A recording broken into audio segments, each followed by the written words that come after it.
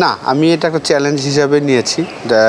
হ্যাঁ, আমাদের টিমে হয়তোবা তারকা প্লেয়ার নাই। অন্য টিমে যেমন আমাদের সোহাগ গাজী হলো আমাদের সবচেয়ে বড় সুপারস্টার, এই বরিশালের হয়ে এখন পর্যন্ত আছেন, এবং তানভীর রেগুলার মেম্বার ওয়ানডে ক্রিকেটে, সেও রেগুলার ডোমেস্টিক ক্রিকেটে সুপারস্টার একজন। ফজলে রাব্বি অনেক এক্সপিরিয়েন্স, সেও বাংলাদেশ টিমের হয়ে খেলেছেন। তো এই মুহূর্তে এই তিনজন ক্রিকেটার আছেন যারা বাংলাদেশের হয়ে খেলেছিলেন, এখন খেলছেন।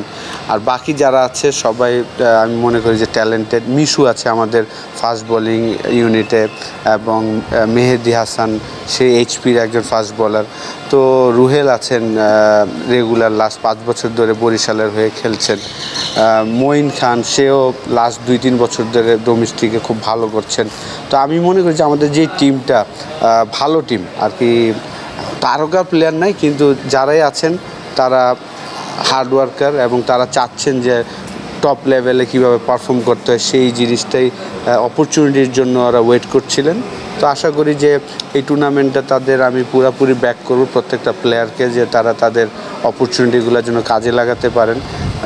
শর্টার ভার্সনে আমি মনে করি বড় ছোট বলে কোনো টিম নাই, সবাই সেম, জাস্ট 1-2 ওভারে গেম চেঞ্জ করে দিতে পারে, সেই অ্যাবিলিটি আমার টিমের সবাই আছে।